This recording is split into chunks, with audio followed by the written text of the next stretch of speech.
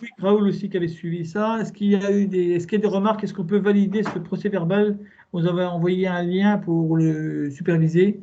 Est-ce qu'il y a des remarques, des observations par rapport à ce procès-verbal?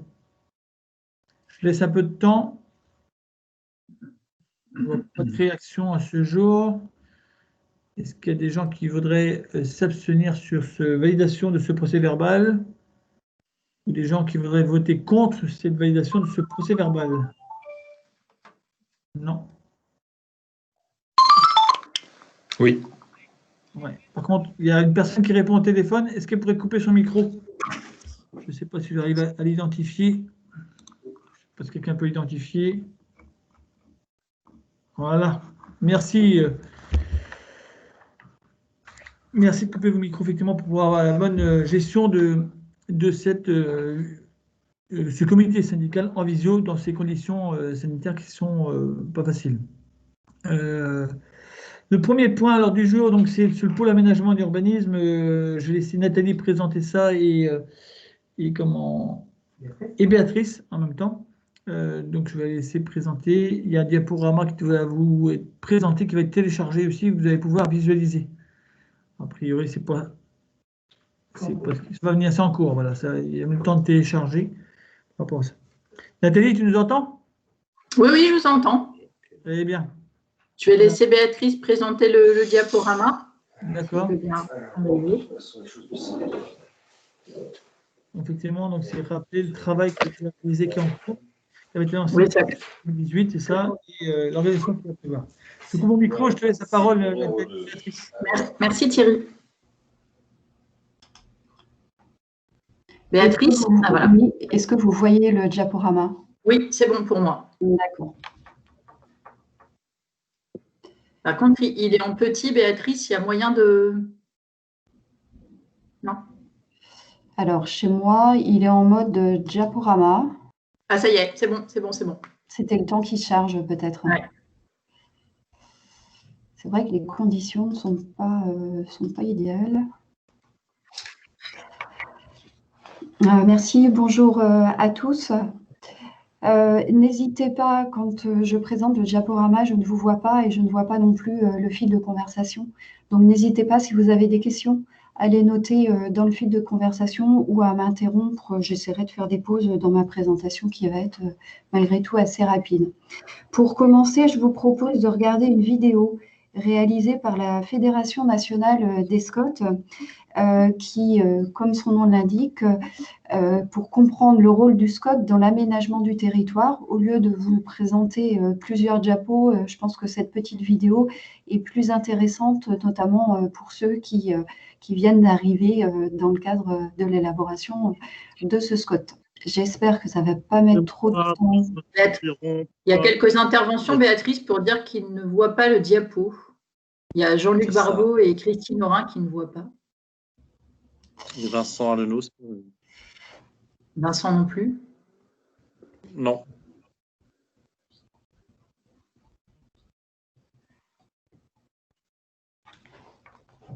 On n'a pas le son, Béatrice. Voilà. Béatrice? Oui. On vous a perdu. On n'a plus le diapo et on n'avait pas le son dans la vidéo. Oui. Est-ce que les personnes qui ne voient pas le diapo, est-ce que vous avez ouvert avec Chrome? C'est peut-être ça, hein, parce qu'il demandait effectivement de privilégier le logiciel Chrome pour ouvrir, pour pouvoir visualiser l'ensemble des diaporamas. Alors, je ne sais pas si c'est ça, je ne suis pas un technicien. Non, moi, je n'ai pas ouvert avec Chrome. Essaye, Jean-Luc, tu fais un copier-coller du lien et tu le ouvres avec Chrome, s'il te plaît. Et tu crois qu'en me disant ça, tu vas me rendre service?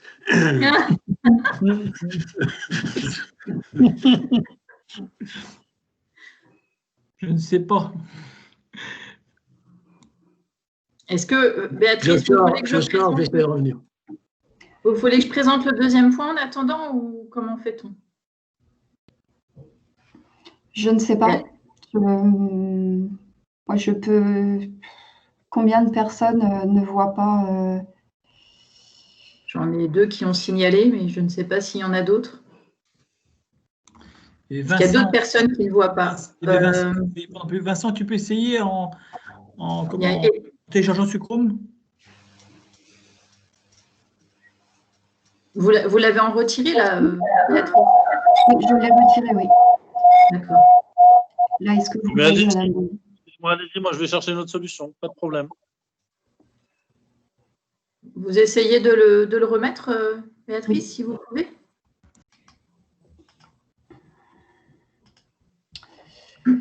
Alors,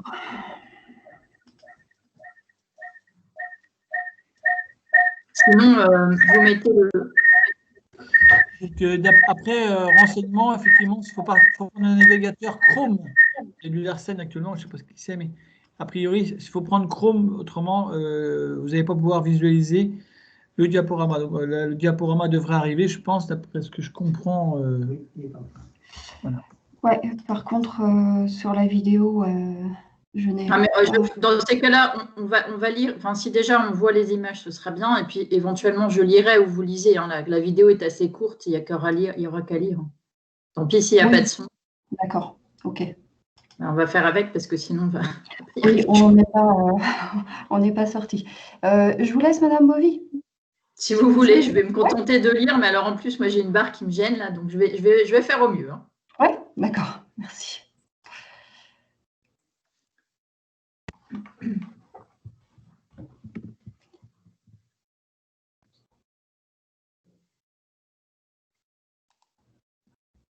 Donc, le schéma de cohérence territoriale fixe le cadre pour 20 ans de toutes les politiques publiques et les met en cohérence.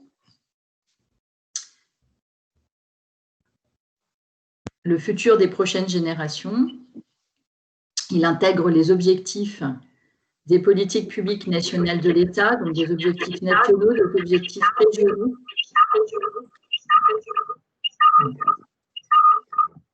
Il y a un problème de son, vous m'entendez? Donc le SCOT sur lequel les élus se mettent d'accord à l'échelle d'une ou plusieurs intercommunalités et dans laquelle chaque commune peut se retrouver. Avec leurs compétences urbanisme, ils déclinent la stratégie à la parcelle, les constructions, donc soit dans le PLU de commune ou le PLU de l'intercommunalité. On a donc en main deux outils complémentaires. Pour préciser la stratégie à long terme, c'est le SCOT, et pour la rendre opérationnelle, c'est le PLU ou le PLUI. Aujourd'hui, est couvert par des SCOT 86% et 50% par des PLUI. Je suis désolée pour la présentation, mais c'était pas simple à commenter. Bon, je vais vous laisser continuer, Béatrice, avec le reste du diaporama. Oui, j'espère que voilà, on aura moins de soucis techniques. Est-ce que tout le monde réussit à voir le diapo maintenant? Jean-Luc? C'est bon, a priori c'est bon, vous pouvez y aller. Ouais. C'est bon. Vous pouvez continuer du coup, Béatrice. Ok, merci. Donc, on revient sur le SCOT du pays de Saint-Brieuc et sur l'élaboration du nouveau SCOT. Nous allons, pour l'élaboration de ce nouveau SCOT, l'objectif a été fixé dans une délibération de décembre 2018 d'approuver le nouveau SCOT début 2024. Donc, si nous remontons le planning, ça suppose un arrêt du... Ça ne marche pas non plus. Donc, si nous souhaitons approuver le SCOT début 2024, ça suppose un arrêt du projet de SCOT début 2023.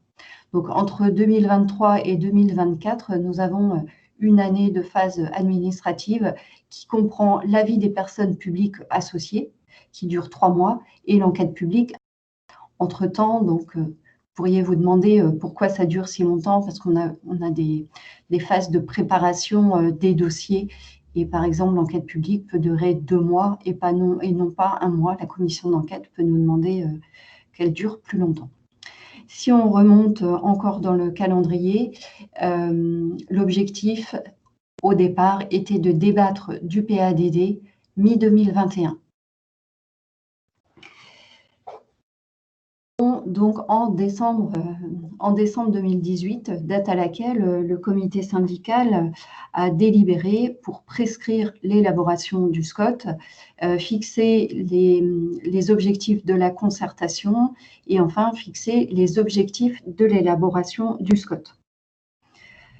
Ce n'est qu'en 2024, lorsque le SCOT sera exécutoire, que la règle d'urbanisation limitée sur les 13 communes qui ont rejoint le pays de Saint-Brieuc en début 2017 sera levée. Jusqu'en 2024, le SCOT approuvé en 2015 sur les 63 communes du pays de Saint-Brieuc à l'époque reste opposable.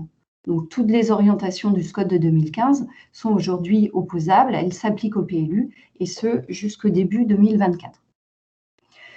Pour fixer un peu les choses sur l'élaboration de ce nouveau SCOT et sur les objectifs qui ont été fixés dans la délibération du 21 décembre 2018, cette délibération, donc c'est une obligation du Code de l'urbanisme de fixer les objectifs de l'élaboration. Ces objectifs, ils ont été définis en fonction des exigences du Code de l'urbanisme, du bilan du SCOT 2015, des objectifs de la Brescop et du futur SRADET, qui sera approuvé normalement en 2021, et des objectifs des projets de territoire des deux intercommunalités. Nous avons par ailleurs, dès juillet et surtout en septembre, lors d'une conférence des maires du 28 septembre, travaillé sur ces objectifs. Nous avons également organisé un séminaire en novembre 2018 et enfin un bureau syndical. Donc, c'est 11 objectifs qui guident l'élaboration du SCOT. Ces 11 objectifs, d'abord, rappeler qu'il n'y a pas de hiérarchie entre eux. Le premier n'est pas le premier objectif et n'est pas la priorité du pays de Saint-Brieuc. Donc, le premier objectif concerne la diversité du pays de Saint-Brieuc. Le deuxième fait un lien entre développement économique et ressources du territoire. Il est également question de faire un lien entre les ressources naturelles et un urbanisme qu'on veut non impactant. Le développement s'appuiera sur les richesses du territoire, notamment l'espace agricole. Le développement s'appuiera également sur l'organisation multipolaire existante sur le pays de Saint-Brieuc, mais également sur les paysages et sur l'identité du pays de Saint-Brieuc et ces paysages particulièrement liés à l'eau. Enfin, ensuite, la qualité architecturale et urbaine sera recherchée. Il sera bien sûr question de faire le lien entre... La lutte contre le changement climatique sera une priorité, ainsi que la revitalisation des centres urbains, périurbains et ruraux. L'économie d'espace sera également une priorité, ainsi que la mixité sociale, urbaine et fonctionnelle. Au mois de février 2019, le comité syndical a délibéré sur un schéma de la gouvernance de l'élaboration du SCOT, qui comprend 3 points. D'abord, un pôle autour de la décision. La décision finale sur le SCOT, c'est vous, élus du comité syndical, qui l'avez entre vos mains. Le comité syndical, il valide les propositions du comité de pilotage à chaque phase de la procédure, il débat du PADD, il arrête le projet et enfin, il approuve le SCOT. Le bureau syndical prépare les décisions du comité syndical. Nous avons un comité de pilotage qui a été institué également par délibération du 28 février 2019 et dont la composition sera vue dans les prochaines diapos. Donc, ce comité de pilotage, c'est une instance de prévalidation et il construit des propositions. Enfin, nous avons également à mettre en place un groupe projet qui pilotera la démarche. Il s'agit du président, du vice-président en charge du SCOT, de 2 élus de l'EPCI non représentés. Donc ici, ce sera Saint-Brieuc Armor Agglomération qui va désigner 2 élus pour intégrer ce groupe projet. Et enfin, l'équipe SCOT et le directeur du pays de Saint-Brieuc. Nous avons un pôle qui contribue à l'élaboration du SCOT, la conférence des maires, plutôt en séminaire de travail, des groupes de travail à géométrie variable, il n'y aura pas de commission sur le SCOT, mais plutôt des groupes de travail thématiques et territoriaux qui peuvent se réunir 2 ou 3 fois sur un thème particulier, et eux construisent des propositions au comité de pilotage. Et enfin, les instances communautaires, qui seront donc des commissions, bureaux ou conseils communautaires qui seront consultés à minima aux grandes étapes de l'élaboration du schéma. Enfin, nous avons le pôle autour de la production du SCOT. Donc, nous avons une équipe technique du PETR. Nous sommes trois personnes pour conduire les études et les piloter. Et enfin, 5 bureaux d'études qui produisent, conseillent et sensibilisent. Le comité de pilotage, donc sa composition a été également arrêtée en février 2019. Il est composé du président et des vice-présidents du PETR, des délégués au bureau syndical, ou de leurs représentants des EPCI, des maires des villes de Saint-Brieuc et de l'Armor, et enfin des membres du groupe de suivi DUAC. Donc, il y a les membres titulaires et les membres suppléants, ainsi qu'un membre titulaire de la clé et un membre suppléant qui n'ont pas été désignés pour l'instant. Nous avons une version élargie de ce comité de pilotage qui ont composé, en plus des personnes, des élus, qui est composé des personnes publiques associées à l'élaboration du SCOT. Donc là, la liste est fixée dans le code de l'urbanisme, et enfin d'autres partenaires du pays de Saint-Brieuc, Conseil de développement, etc. Est-ce que vous avez des questions? Je ne vous vois pas, mais je vous entends, je pense. Si vous avez des questions à ce stade.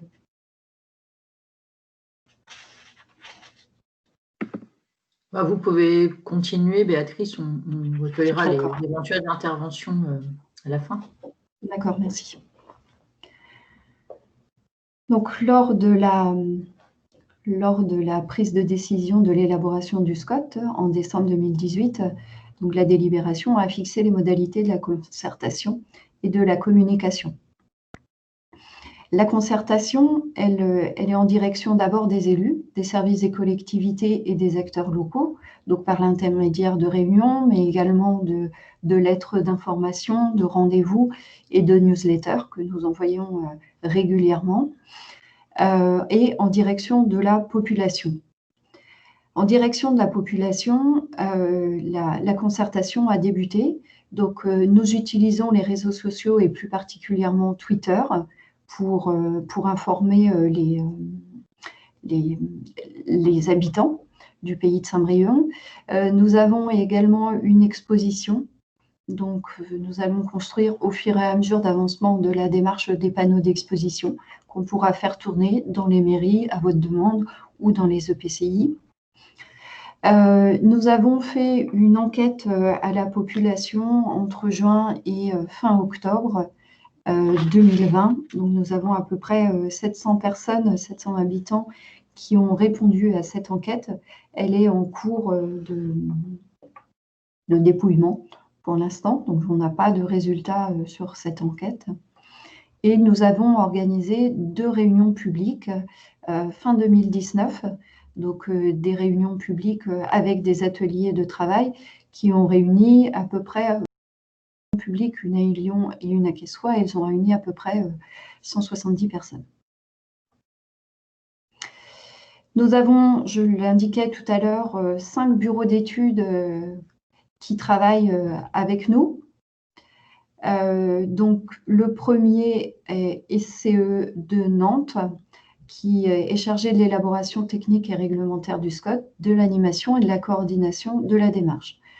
Notre chef de projet est Christophe Rutherford. Christophe Van Fischer, pardon. Nous avons un lot réalisation de l'évaluation environnementale qui est réalisé par Ecovia d'Aix-en-Provence et le chef de projet est Yann Bellet. La réalisation du document d'aménagement artisanal et commercial a été confiée à Lestou et Associés, représenté par David Lestou. La définition du volet agricole a été confiée à SCE Nantes, représenté par Christelle Besse. Nous sommes accompagnés par un cabinet d'études pour la mise en œuvre du dispositif de concertation. C'est Air Public, alors il est de Paris, c'est Kivan Farzami. Et enfin, pour la création et la mise en page graphique des supports de concertation et de communication par l'Explographe qui est situé à Plérin. Nous sommes également assistés d'un avocat qui est Jean-François Vic de Nantes. Nous avons 2 études en régie. C'est la déclinaison de la loi littorale dans le SCOT. Nous avons déjà eu des réunions sur ce sujet début 2019, fin 2018, début 2019. Et nous avons une réunion qui est prévue prochainement, le 1er décembre prochain, avec les maires des communes littorales. Nous avons également une étude en cours qui est l'étude de la consommation foncière sur le territoire depuis 2008. Concernant le déroulement des études, donc ces études ont formellement commencé en septembre 2019 avec un tour de pays avec les bureaux d'études pour se rendre compte des enjeux de notre territoire puisque ces bureaux d'études ne sont pas de notre territoire.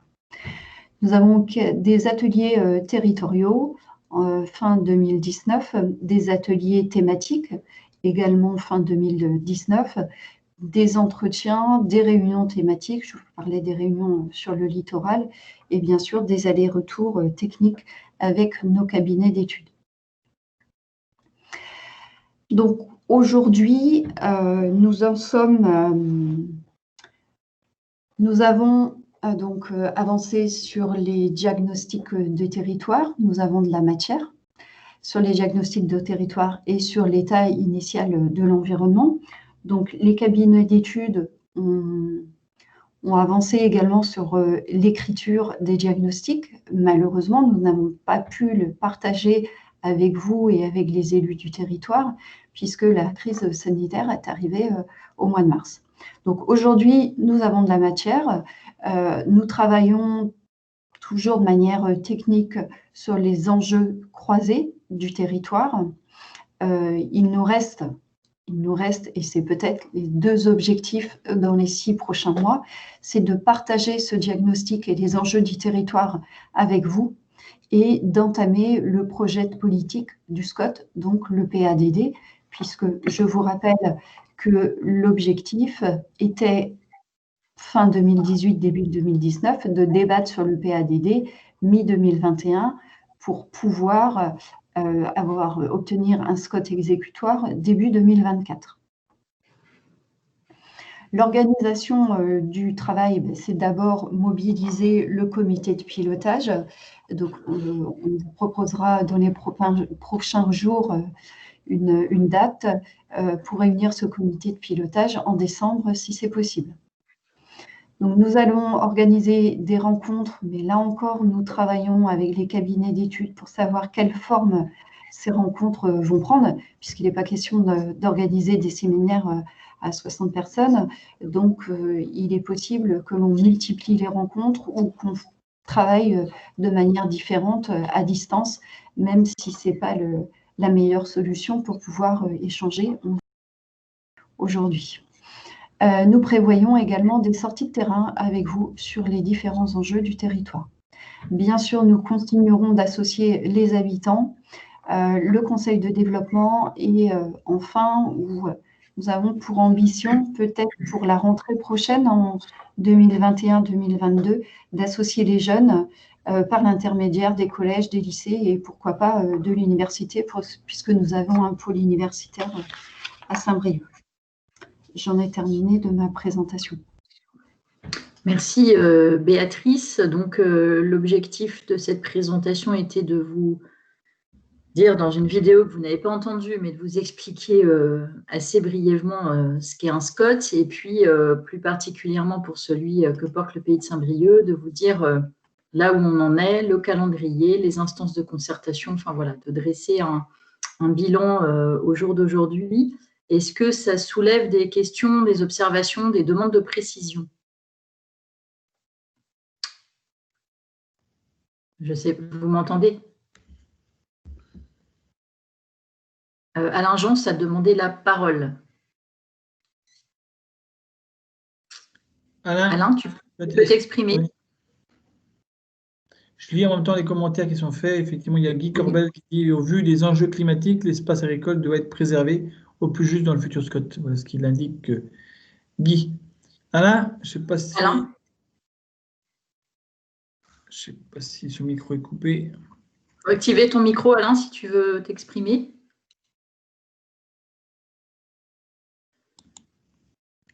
Ton micro est coupé, Alain, pour l'instant.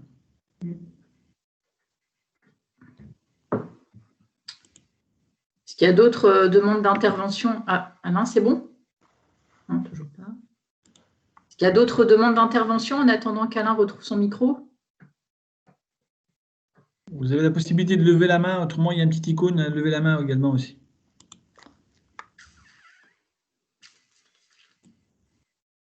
Bien.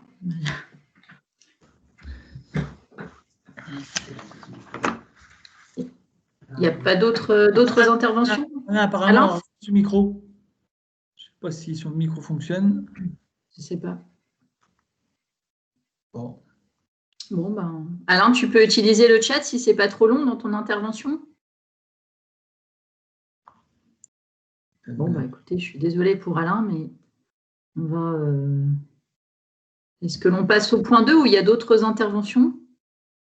Sachant qu'il y aura évidemment un comité de pilotage dès qu'on pourra. Et puis, comme vous l'a dit Béatrice, réunion avec les communes du littoral programmée le 1er décembre.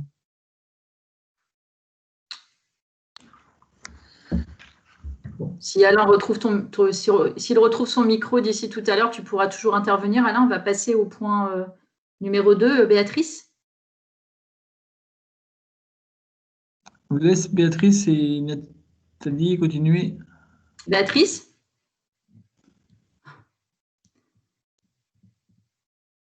Ah, sauf problème de micro, je voulais intervenir sur l'état des lieux qui n'intègre pas le littoral, dit Alain. D'accord. Bah, en fait, ça intégrera, tu as vu Alain qu'il y avait un travail qui était fait avec les communes littorales. Donc le SCOT intégrera nécessairement cette dimension. Effectivement, dans les objectifs, c'est peut-être plutôt transversal que bien...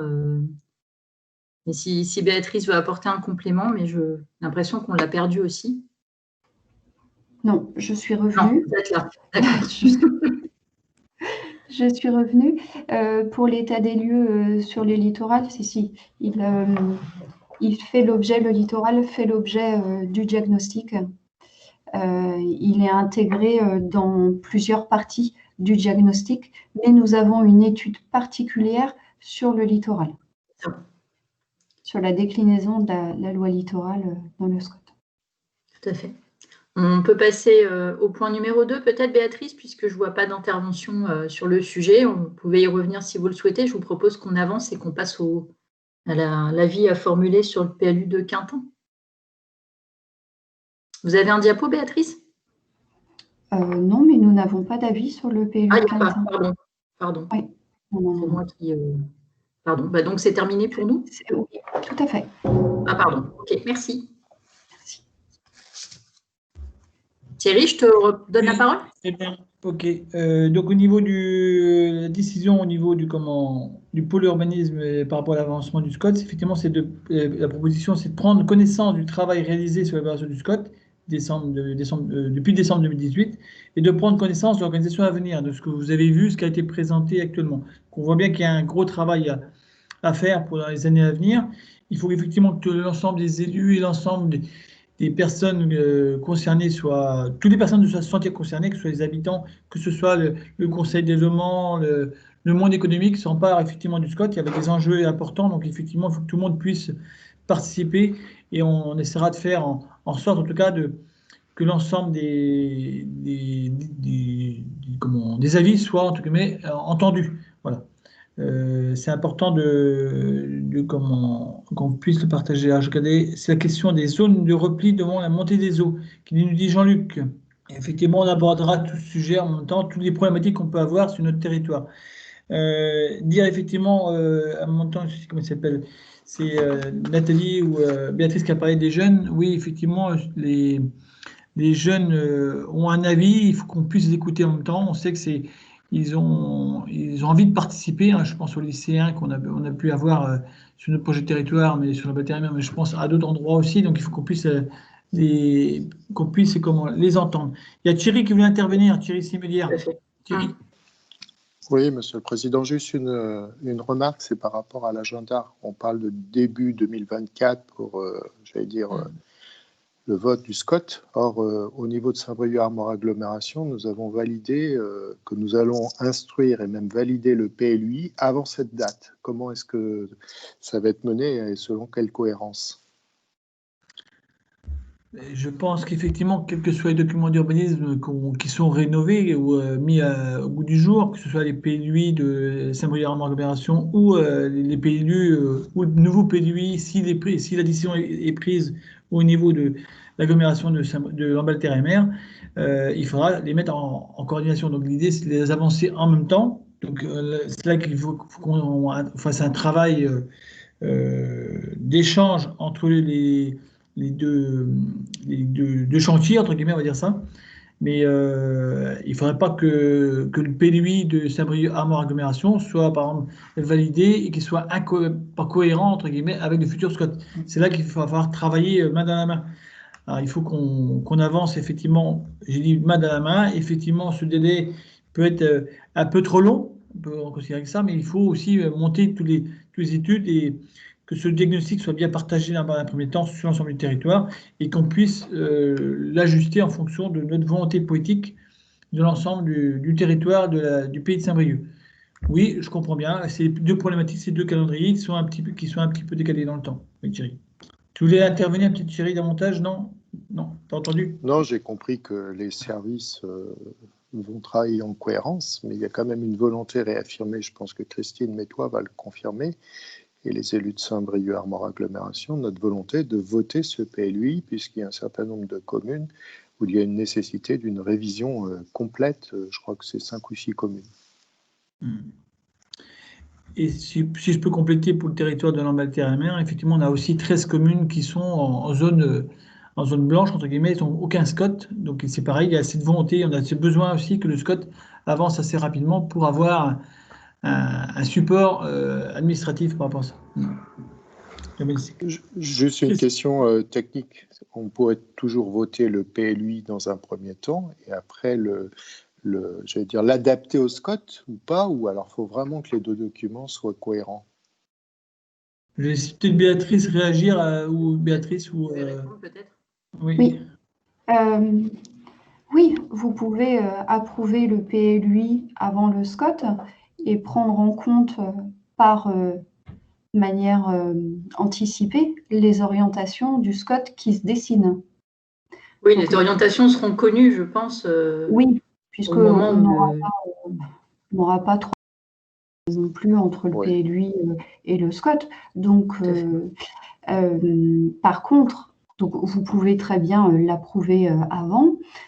Par contre, s'il était incompatible avec le SCOT, le PLUI devra être modifié ou révisé. C'est comme un PLU.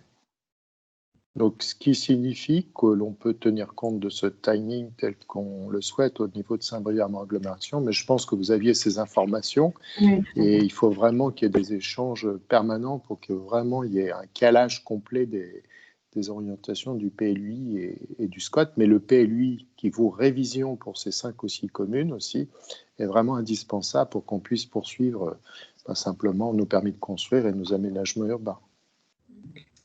Christine qui veut intervenir. Christine. Oui, tout simplement, effectivement, pour aller dans le même sens que Thierry, de réaffirmer effectivement la nécessité pour notre territoire de Saint-Brieuc, Armor Agglomération, de ne pas prendre de retard dans l'adoption de ce PLUI, parce qu'effectivement, nous sommes un certain nombre de communes, et dont la mienne, la ville de Trégueux, avec un PLUI qui est maintenant inapplicable et pour lequel il serait vraiment très préjudiciable encore de rallonger les délais. Donc, je crois que ça va donner d'autant plus d'importance à ces échanges, à la quantité et à la qualité des échanges, et notamment à partir de ce PADD, pour déjà voir si nous sommes bien alignés sur cette volonté politique. Et c'est vrai que le délai finalement entre ces deux, le SCOT et le PLUI, n'est pas si long, mais ça va nécessiter que nous tenions les délais. Très bien. On va s'y attacher, et en tout état de cause, on voit bien que l'année 2021 va être une année assez remplie où les élus seront mobilisés sur le sujet de façon effectivement à ce qu'on essaye de tenir ce calendrier. Très bien. Thierry, Christine, est-ce que vous pouvez rebaisser votre main au niveau du micro, là, au niveau de l'informatique, parce que je les vois et j'ai l'impression qu'il y a d'autres personnes qui veulent intervenir, c'est pour ça. Est-ce qu'il y a d'autres personnes qui souhaitent intervenir? Merci à vous deux. Non? Très bien. Merci pour ce point. Pas de souci, pas d'abstention ou de vote contre, entre guillemets, à prendre connaissance de l'avancement de ce SCOT, non? Non. Très bien, merci. Le point 2, donc effectivement, j'excuse par avance, mais j'avais dit tout à l'heure, l'absence de Mickaël Cosson, et qui, pour ceux qui sont arrivés en retard, est en train d'accompagner son frère qui est en fin de vie actuellement. On a une pensée pour lui cet après-midi. Voilà, donc il était très touché et quand il m'a appelé tout à l'heure, donc petite pensée. Donc du coup, voilà, je vais la présenter avec Anthony. Je vais essayer de remplacer, même si j'ai eu le retour effectivement sur ces destinations touristiques, la suite du partenariat avec des chances de convention au 31 décembre 2020. Je vais laisser Anthony présenter à bord, et après je compléterai par rapport à ça, sachant qu'il est proposé effectivement de prolonger d'1 an cette convention actuelle, de faire un état des lieux, faire un point. On le verra tout à l'heure par rapport aux engagements financiers également, et après de revoir, re-signer après cette convention pour l'avenir. Anthony, je ne sais pas si tu es connecté. Il est là. Anthony, oui, je suis voilà. connecté. Voilà, je vous laisse présenter et je compléterai après derrière. Allez-y. Alors du coup, oui, j'ai pas de présentation formelle à diffuser. L'idée, c'est de redire ce qui a été validé au dernier COPIL. C'est bien l'idée, c'est ça? C'est bien ça, Anthony. C'est bien ça, Anthony. D'accord. Du coup, donc, pour faire simple et pour faire court, ce qui a été dit lors du précédent comité de pilotage, c'est l'idée donc de prolonger d'1 an la convention de destination. La convention actuelle, elle a été validée par principe par les membres du comité de pilotage qui étaient en visioconférence. Ça suppose du coup l'activation d'un avenant qui circule au sein des EPCF.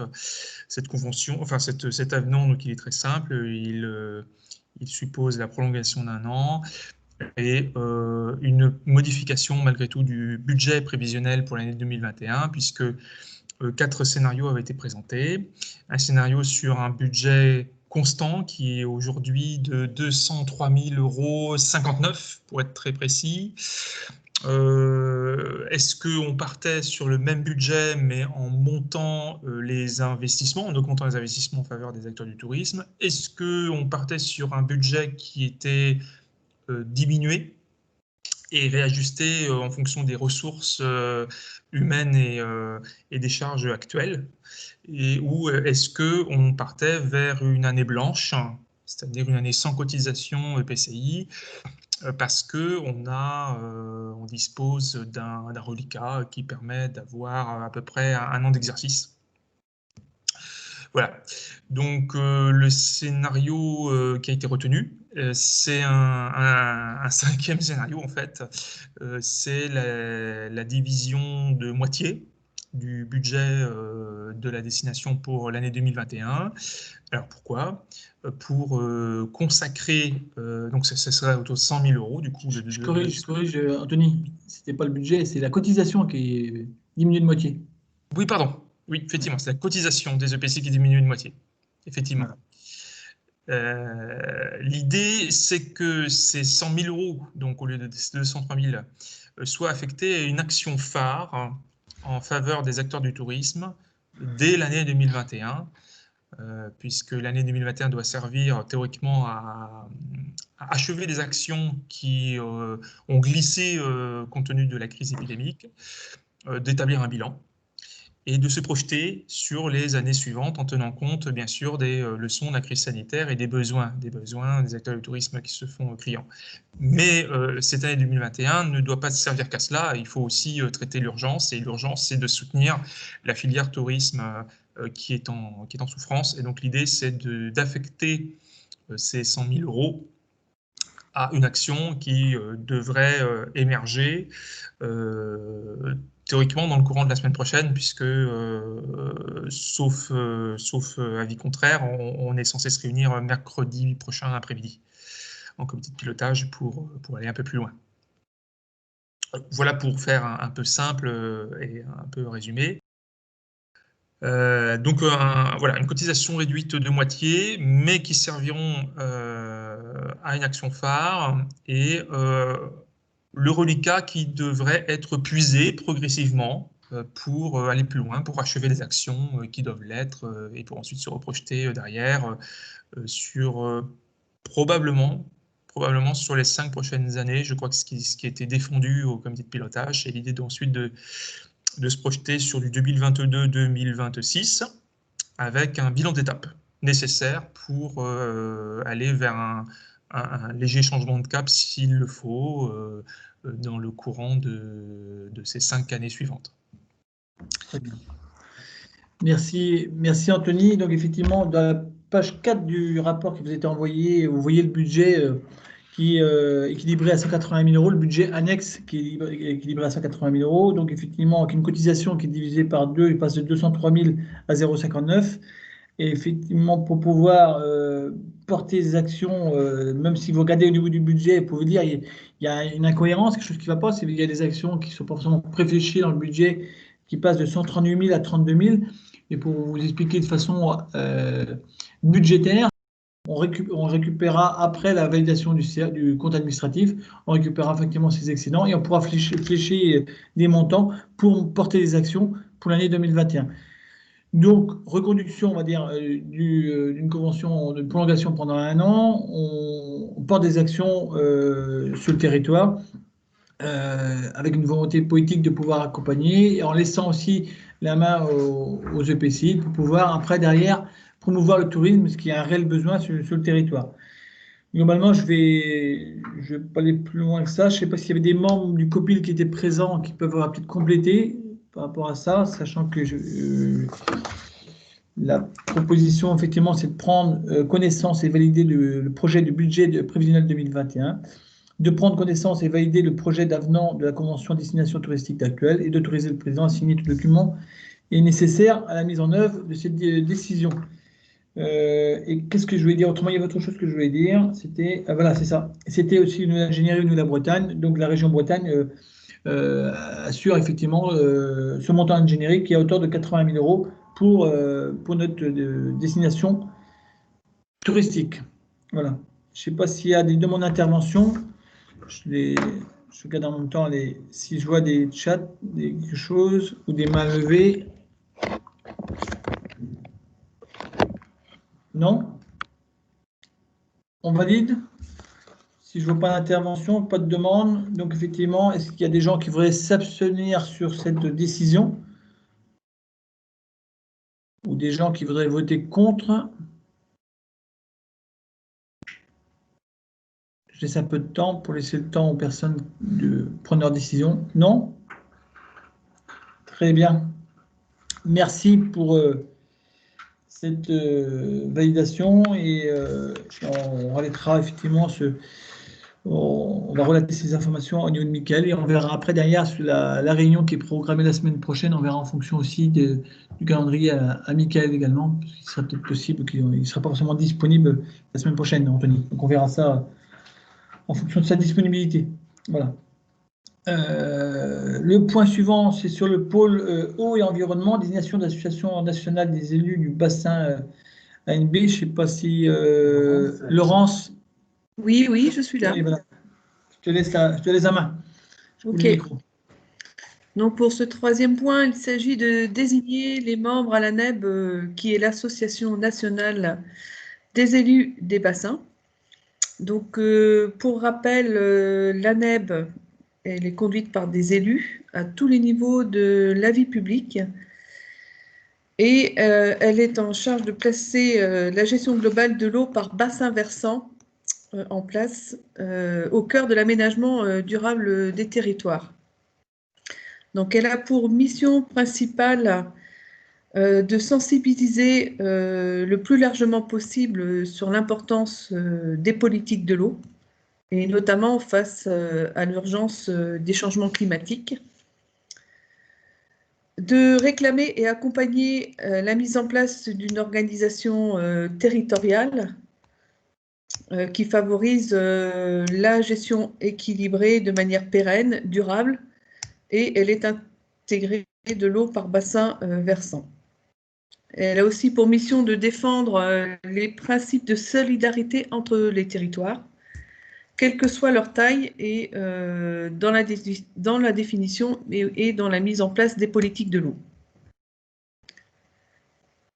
Alors, elle rassemble des membres élus, des ETP, des EPAGE, syndicats de bassins de rivières, des collectivités locales, présidents de clés, des élus représentant des structures de tête de réseau et des parlementaires, mais aussi de membres institutionnels des collectivités territoriales et leurs groupements, notamment EPTB et EPAGE, des associations, des organismes techniques et scientifiques.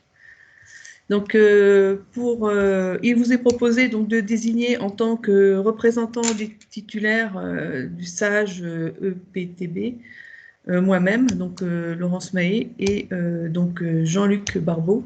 Il y a 2 titulaires. Et en tant que suppléant du SAGE EPTP, Patrick Plantier et Franck Jubert. Voilà, pour ce... J'en ai terminé avec la présentation. Voilà. Je pense que c'est cohérent, effectivement, que Laurence et Jean-Luc soient présents dans cette association nationale des élus de bassin, et effectivement que Patrick et Franck puissent être présents également en tant que techniciens. On valide cette proposition. Jean-Luc veut intervenir. Jean-Luc, levez la main. Oui, ben, je vous remercie, mais simplement vous dire, la prochaine réunion est en visioconférence. Je pense que pour ce genre de structure, la visioconférence doit être développée parce que moi, en tout cas, je n'irai pas faire un aller-retour à Paris pour une réunion de 2 heures. C'est clair et net. Faire voilà, mon bilan carbone ne sera pas bon, donc il n'est pas question que je fasse comme ça. Ok, Jean-Luc. Et on s'aperçoit que de plus en plus, on a quand même des possibilités via le numérique. On commence à être habitué en visio au jour actuel et ça va nous permettre de pouvoir nous éviter des déplacements. Tu as raison, effectivement. Si c'est pour se déplacer à Paris juste pour 1 heure ou 2 heures, c'est un peu dommage, effectivement. Voilà. Est-ce qu'il y a d'autres demandes d'intervention avant qu'on fasse cette proposition de désignation? Non? Pas de questions? Je ne vois pas de main levée. Je vois pas. Si je vois toujours la main levée de Jean-Luc, mais rabaisse la main, Jean-Luc, s'il te plaît.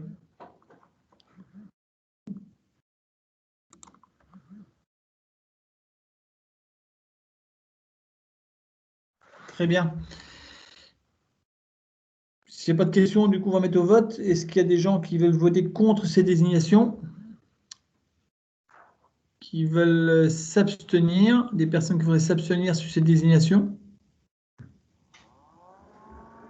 Non? Pas de questions. OK. Merci à vous.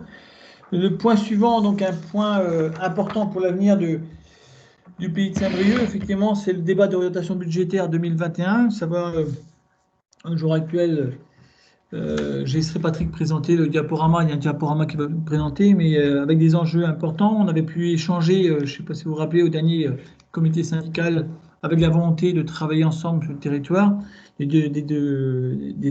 EPCI et aussi des autres EPCI pour la destination touristique. Voilà, les enjeux sont importants. On voit bien qu'à travers les différentes politiques qu'on porte, on a tout intérêt à travailler ensemble, que ce soit sur la partie, on l'a vu tout à l'heure, sur la partie eau environnement, sur la partie destination tourisme et destination touristique, sur la partie SCOT, avec des enjeux importants et une pression importante, et on l'a vu tout à l'heure à travers des sollicitations qu'il faut que le SCOT soit mis en place le plus rapidement possible. Voilà. Et effectivement, les programmations.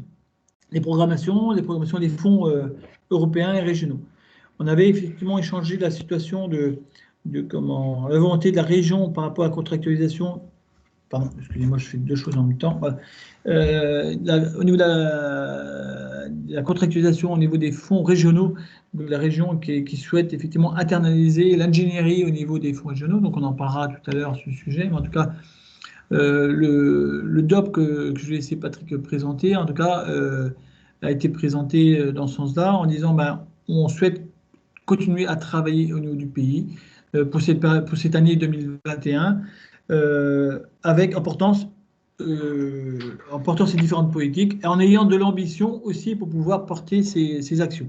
Je vais laisser Patrick présenter un premier temps, je réinterviendrai à la fin et après derrière on arrivera à amener carrément une proposition financière, voilà, maîtrisée côté budgétaire avec ce qui a déjà été présenté sur la destination touristique avec une première validation de diminution de contribution.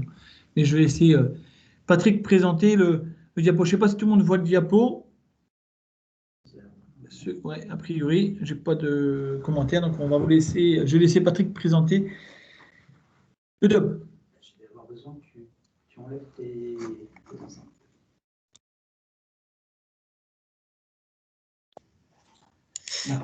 Ok, très bien. Merci, Président. Donc, oui, ce débat d'orientation budgétaire 2021 qui est sûrement un débat de croisée des chemins, effectivement, avec un contexte général que vous connaissez, puisque vous en avez discuté déjà lors des séances précédentes, où on avait parlé des enjeux du pays, l'attractivité, la place du territoire à l'échelle régionale, le développement raisonné et pérenne, et la capacité de raisonner et d'agir à des échelles différentes, que ce soit le SAGE, le PLAV, la destination, les contractualisations différentes, l'ensemble le SCOT, l'ensemble des missions qui sont celles du PETR. Retrouver ces thématiques, redire que ces thématiques de fin de programmation, comme le disait le Président, 2014-2020 vont être d'un enjeu crucial, redire que le nouveau SCOT, on n'y revient pas puisque vous avez eu revêt une importance toute particulière, qu'il va y avoir aussi les usages de l'eau, non seulement la qualité de l'eau qui était le marqueur de la Bretagne et du pays de Saint-Brieuc, la quantité, et puis les stratégies d'attractivité en matière de tourisme, au travers notamment de la destination touristique. Donc, un budget ou un débat d'orientation budgétaire, mais non seulement un budget et un débat d'orientation budgétaire, mais un projet, où il convient de s'adapter à différents changements pour l'ensemble de ce qu'on a dit précédemment. Et pour cela, un maître mot qui va être de conseiller, d'échanger, de communiquer, de faire de la pédagogie, donc élus et équipes du pays, chacun pour ce qui le concerne et en commun, les élus, les techniciens, les porteurs de projets, la société civile, tout l'écosystème qui fait que le pays aujourd'hui est une structure vivante et qui porte à la fois des projets et qui porte aussi des éléments d'avenir du territoire. Alors, pour structurer ce débat, Bien entendu, il y a un programme de travail qui vous est proposé de façon un peu structurée en pôle. Bien entendu, il faut voir ça aussi dans sa dimension transversale. Tout est dans tout et réciproquement, comme disait Pierre Dac. Mais là, pour avoir une vision, on vous le présente bien entendu en pôle. Sur le pôle aménagement et urbanisme, on n'y revient pas trop. Vous avez vu avec Nathalie Bovy et puis Béatrice Josse tout ce qu'il va y avoir à faire sur le SCOT, partage de l'évaluation, validation par délibération aussi. Ça va être effectivement toute la discussion sur pour arriver au projet d'aménagement et de développement durable. Je ne sais pas si Nathalie et Béatrice veulent compléter. Mais voilà, en gros, on est sur cette dynamique-là. J'avance et donc n'hésitez pas à m'interrompre, les vice-présidents, les responsables de pôle, l'ensemble d'entre vous, pour compléter ce que je dis. Je vais essayer d'avancer pour qu'on ait une présentation rapide et que vous puissiez débattre. Sur le SAGE, ce dont on parlait sur le lancement des études sur la fragilité quantitative du territoire, maintenant, bien le SDAGE va poser le schéma directeur d'aménagement et de gestion des eaux qui couvre l'ensemble du bassin Loire-Bretagne, va poser un certain nombre de règles qui peuvent être de plus en plus restrictives sur la ressource en eau. Et donc, il va bien falloir qu'on puisse avoir la connaissance et qui va permettre la discussion autour de ça avec la profession agricole, avec les industriels, avec les usagers, avec les habitants. On est dans quelque chose qui est essentiel pour la vie du territoire. Et puis, la construction d'un nouveau cadre contractuel, puisque on a un contrat territorial qui est lié aux maîtrises d'ouvrage en matière d'eau. Sur B2027, le plan du Talgue Verte, on va avoir la construction d'un dispositif de paiement pour services environnementaux, cette possibilité de rémunérer des services qui sont rendus notamment par la profession agricole sur tout ce qui est paysager, tout ce qui est environnemental, et donc d'avoir quelque chose d'un peu innovant en la matière qui corresponde mieux aux attentes aussi, puisqu'on est peut-être des fois un peu en décalage. Et puis, le fait de dire que il ne peut y avoir d'avenir d'un plan de lutte algue verte que s'il intègre les filières, que s'il intègre un volet économique, les acteurs économiques au sens premier du terme. C'est-à-dire qu'il ne peut pas y avoir d'environnement s'il n'y a pas d'économie en même temps, c'est-à-dire qu'il n'y a pas de différence. Et donc concrètement, l'opération Blé Noir, les travaux sur la filière laitière et les partenariats avec d'autres filières à construire. Je vois Laurence, je ne sais pas si vous voulez compléter, si tu veux compléter Laurence. Non, tout est dit sur les objectifs des actions à mener, effectivement. Hein. Le principal, c'est de trouver des nouveaux... travailler sur les nouvelles filières hein, pour pouvoir perdurer le renforcement du volet économique, tout à fait. Oui, si on veut que les choses se continuent dans l'amélioration de ce qu'on a connu jusque-là. Guy, il souhaitait intervenir. Ouais, oui, Guy, là, ouais, juste, moi, il y a quelque chose qui m'interpelle, c'est sur les PSE. J'étais prêt à poser la question. Les PSE, c'est très bien, mais avec quels moyens financiers? Je crois que voilà, on est tous d'accord que les agriculteurs peuvent rendre des services au niveau de l'environnement et qu'ils soient rémunérés, mais voilà, c'est maintenant quelle enveloppe financière on a par rapport à ça. Et je suis complètement d'accord sur le renforcement du volet économique en lien avec les filières pour travailler notamment sur une filière, 45 millions. Notamment sur les légumineuses, sur tout ce qui est culture protéique, parce que je crois que si on veut desserrer un petit peu les taux sur les produits phyto, il est important de travailler là-dessus de façon à être beaucoup moins dépendant des produits phyto. Et donc là, je crois qu'il y a un travail vraiment, pour moi, qui est prioritaire sur l'année 2021 pour faire face à toutes les enjeux qu'on a, notamment en termes climatiques, qui est de plus en plus prégnant, et sur l'aspect aussi produits phytosanitaires, qui permettra aussi d'être un petit peu moins dépendant des produits phyto. Je vais laisser Patrick Je vais laisser Patrick effectivement répondre à cette question de moyens. Effectivement, c'est une bonne chose. Il y a Franck qui peut intervenir également.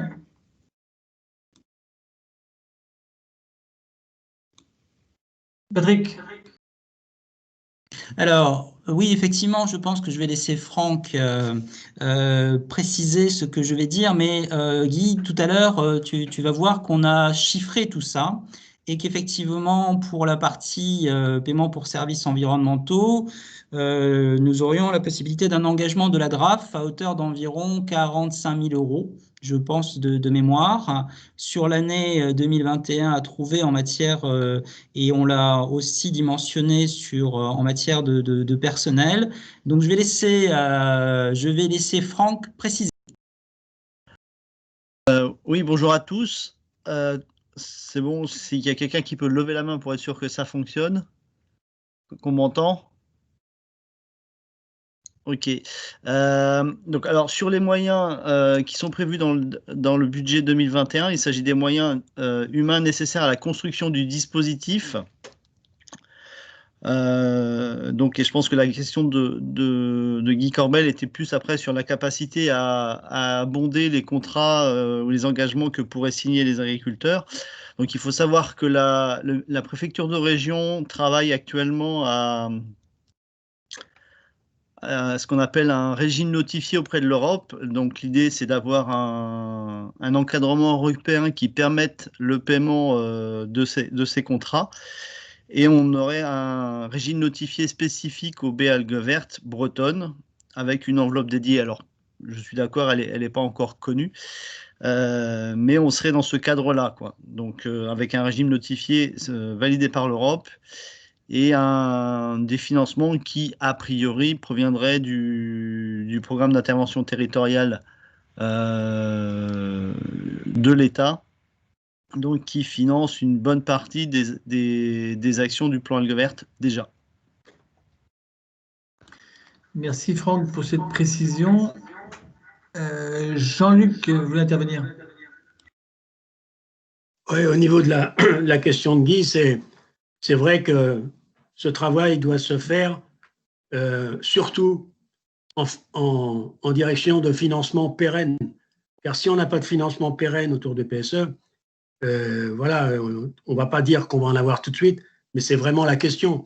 Les agriculteurs ne s'engageront pas s'ils n'ont pas de financement pérenne, s'ils n'ont pas une lisibilité à moyen terme. Donc, c'est vraiment le sujet du travail qu'il y a à faire. Merci Jean-Luc pour cette précision. Est-ce que tu peux rebaisser ta main? Voilà. Je laisse Patrick continuer. S'il n'y a pas d'autres interventions sur cette thématique. Merci. Donc oui, on voit bien l'importance de ce qui est présenté ici et les débats qui peuvent s'en suivre. Effectivement, on est sur une année de construction, bien entendu. Donc il faut le préciser. Sur la destination baie de Saint-Brieuc, Paimpol-les-Caps, on ne va pas rentrer trop non plus dans le détail de ce qui a été dit tout à l'heure, si ce n'est d'indiquer que oui, l'année 2021 est conçue pour poser le crayon, comme l'indiquent les acteurs du tourisme, et continuer sur 4 chantiers principaux parallèlement: l'itinérance douce, la gastronomie, la question des cités patrimoniales, qui est un lien intermaire important aussi, et tourisme et handicap et accessibilité. Et puis continuer à coordonner les réseaux. On est sur une politique à 4 PCI, et donc une politique importante parce qu'elle maille le territoire sur une échelle qui est une échelle vraiment intéressante, celle des destinations. Enfin, pour la contractualisation et les fonds européens, je laisserai Christine compléter et Alexandra si elle le souhaite. La continuité de 2020, bien entendu, elle va se faire à brève échéance, puisqu'il faut avoir programmé les fonds régionaux avant le 31 décembre 2020 et avoir constitué les demandes de subvention au 30 juin 2021 au maximum, et qu'après on passe à autre chose, comme le disait le président, sur quelque chose qui est beaucoup plus internalisé, donc qui pose de vraies questions. Sur le fonds européen Leader, FEAMP, bien entendu, l'accompagnement, les équipes continueront d'accompagner les porteurs de projets et accompagner l'examen des projets qui en commission maire littorale, qui en comité unique de programmation. Et on a effectivement ce beau projet de coopération européenne autour des produits locaux dont nous sommes chefs de file. Maintenant, demain, quelles sont les perspectives? Région, bon voilà. Les fonds européens leaders, l'objectif de la candidature se dessinerait autour du premier semestre 2022. Et pour le FEAMP pas à venir, donc il y aurait un objectif autour de juin 2021. En attendant, aujourd'hui, ce qui va vous être proposé, c'est plusieurs choses.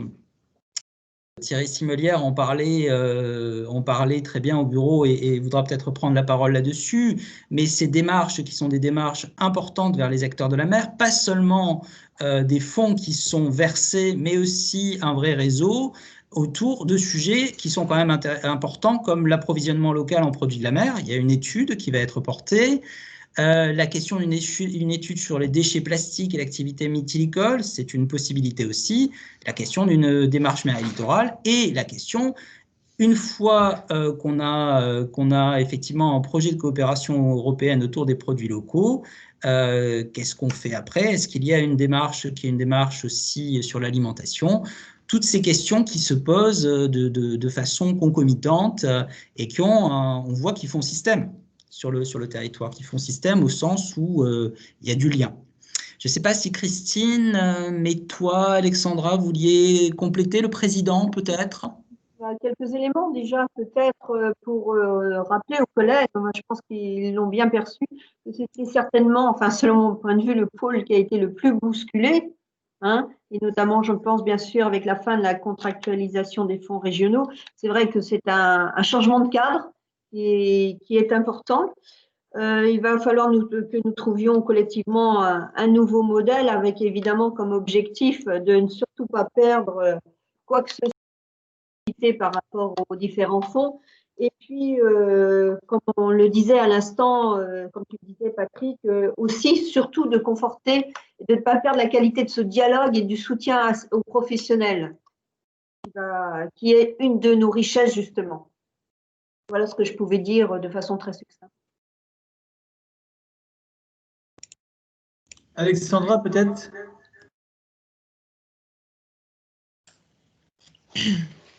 Bonjour à tous. Je ne sais pas si vous m'entendez. La présentation a été assez précise. Effectivement, le cadre évolue sur les fonds régionaux avec un changement complet à partir du 1er janvier 2021. C'est relativement clair de ce point de vue-là. Pour autant, on a encore des programmations européennes qui sont en cours, qui se prolongent. Hein. Sur le fonds Leader, on a une prolongation de 2 ans qui a été actée. Sur le FEAMP, on a encore une prolongation d'1 an, donc jusqu'à la fin de 2021. Et effectivement, il y a une dynamique également en cours et à maintenir si on veut toujours être opérationnel et prêt pour se positionner sur les prochaines candidatures de fonds européens sur le territoire. Voilà ce que je peux ajouter. Je ne sais pas s'il y a des questions plus précises spécifiquement sur les sujets ou pas. Jean-Luc, tu veux intervenir? Oui, je vois quelque chose qui est fort intéressant dans la description des actions nouvelles. C'est une étude sur les déchets plastiques. Je voulais simplement évoquer le fait qu'elle pourrait peut-être être étendue parce que les microplastiques dans la baie de Saint-Brieuc sont là, sont très présents, sont ingérés par la faune. Et ces microplastiques, pour une grande partie, proviennent des activités marines de la baie, pas seulement de la mythiculture. Donc, je me dis que peut-être qu'il faut étendre l'étude, mais c'est une très bonne initiative et une très bonne idée. OK. Effectivement, il faut vérifier l'origine de ces déchets plastiques. C'est bien étude des déchets plastiques et activité mythicole. Les déchets plastiques ne sont pas forcément orientés sur l'activité mythicole, c'est ce qu'il faut comprendre. Peut-être juste... Pardon. Alex, peut-être? Non, c'était juste pour donner un élément de réponse à Jean-Luc Barbeau. En fait, cette étude, elle fait suite à des échanges qui ont eu lieu entre Saint-Brieuc-Armor Agglomération, la réserve naturelle de la baie notamment, et donc du coup des échanges avec les professionnels également de la mer et les mytiliculteurs, parce qu'en fait, la problématique, elle est effectivement assez globale et à la fois les campagnes de ramassage qui sont organisées par les bénévoles ou les professionnels de la réserve naturelle de la baie, mais également dans le cadre du ramassage des algues vertes, la problématique se retrouve. Les professionnels de la mytiliculture se disent prêts à avancer sur le sujet, à revoir leurs pratiques éventuellement. Ils sont conscients de la problématique, mais ils ont également exprimé justement le besoin qu'il y ait un accompagnement pour chercher des solutions, pour essayer de trouver des nouvelles opportunités. Et donc, c'est en ce sens que le pays a été sollicité pour pouvoir porter une étude sur ce sujet.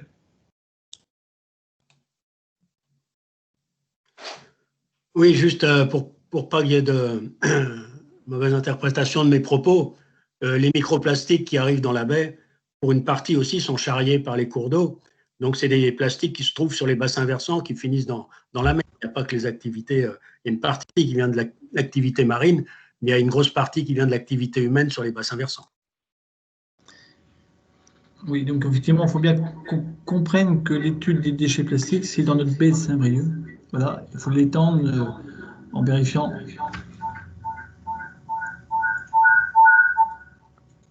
Voilà, excusez-moi. Oui, il faut bien comprendre que c'est une étude. Effectivement, il ne faut pas qu'on flèche sur une activité professionnelle. Il va effectivement se dire comment on peut trouver des solutions pour pouvoir résoudre cette problématique qui peut venir de différents horizons, y compris, comme tu dis, Jean-Luc, sur les cours d'eau aussi en même temps. Est-ce qu'il y a d'autres interventions sur ce point-là? Non? Continue? Oui, Alain Jean, c'est effectivement qui a dit qu'il faudrait associer la profession viticole. Oui, forcément, il sera associé. Tu veux intervenir peut-être, Alain? Je vois que tu as levé la main, mais tu n'as pas de micro. Tu n'as pas de micro, je crois. C'est ça?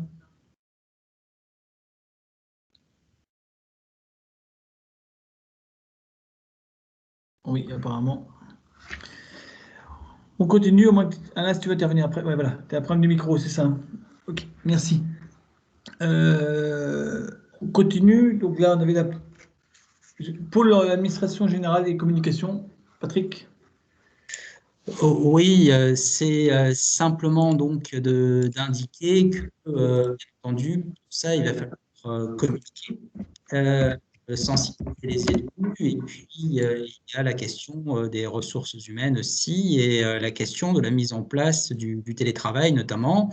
Pour tout cela, il faut effectivement des moyens qui pourront notamment être revus au moment où on reprendra les résultats, donc dans le budget existant et en juin quand on reprendra les résultats.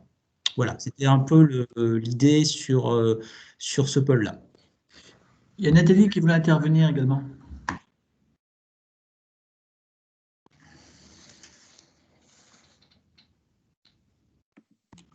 Tu parles de moi, Thierry? Tu as levé la main, donc je ne sais pas si tu veux intervenir. Non, je n'avais pas d'intervention. D'accord. Okay.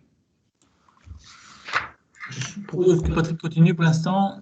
Oui, donc indiquer également que ce travail repose sur une équipe, qui est une équipe à la fois technique et d'élus. Donc vous tous ici au conseil syndical, les membres du bureau, dont les noms et attributions apparaissent sur la diapo, et puis le président, les vice-présidents et l'ensemble des équipes qui sont dans les différents pôles avec les noms de chacun d'entre eux sur cette diapositive. C'est vraiment important parce que l'ingénierie est au cœur des interventions du PETR. On l'a souvent dit, mais c'est quelque chose d'essentiel.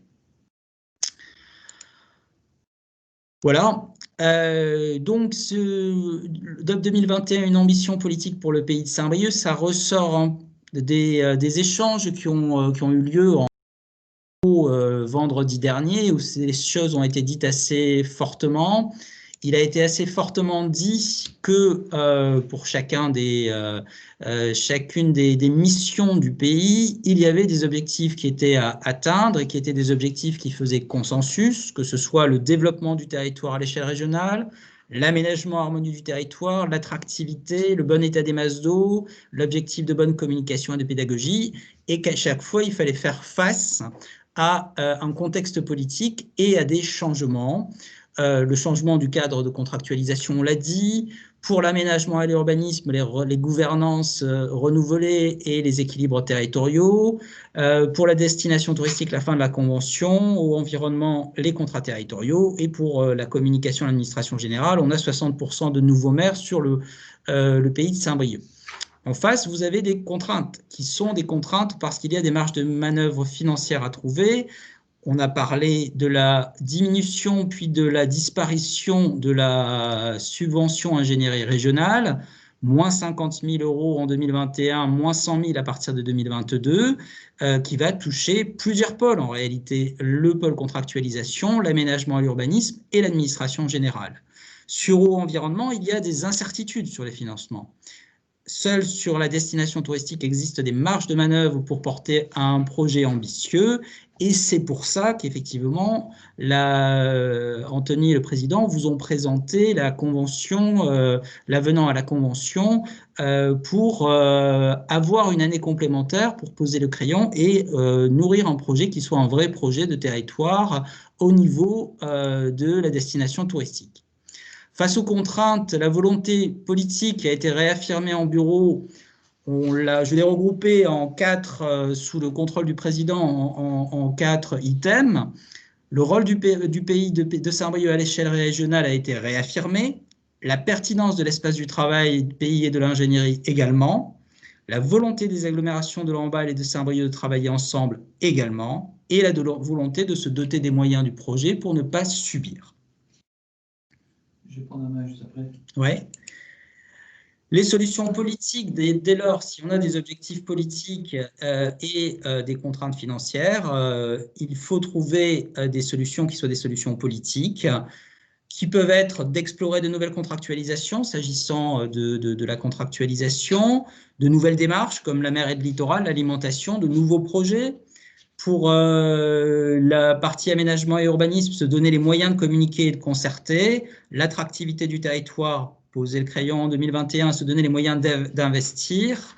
Pour la partie grand cycle de l'eau, il faut travailler sur de nouvelles gouvernances et de nouvelles organisations et prendre en charge ce dossier à un niveau politique qui n'est pas celui aujourd'hui existant, qui est le plus haut niveau politique possible au niveau régional et puis départemental. Et puis, bien entendu, investir la communication pour valoriser les actions. Ouais. On bascule parce qu'on est dans le même bureau pour éviter d'avoir du arsène, des incohérences. Il y a de l'écho en même temps, Patrick. Voilà. Oui, effectivement, on avait engagé de volonté politique au niveau du bureau syndical de pouvoir porter effectivement ces actions, que ce soit sur les fonds, différents fonds européens et régionaux, effectivement, de soutenir ce développement sur le territoire à l'échelle régionale. C'est important qu'on puisse faire face à 2 grosses métropoles. Et on disait aussi par rapport au sud de la Bretagne, il faut qu'on puisse être force de proposition et puisse être très fort entre guillemets, par rapport à ces deux gros pôles métropolitains qui sont à côté. Effectivement, avec ces changements de contractualisation au niveau de la région, donc il faut qu'on s'adapte par rapport à ça. Donc l'idée, c'est de pouvoir maintenir effectivement l'ingénierie au niveau du pays pour pouvoir porter ces différents projets, que ce soit des projets portés par les collectivités, que ce soit des projets portés par le monde économique ou des projets qui sont portés par le monde associatif. Ça, c'était important. On l'avait réaffirmé, je ne sais pas si vous vous rappelez, au comité syndical, c'est important qu'on puisse garder cette matière grise et qui est importante pour notre territoire.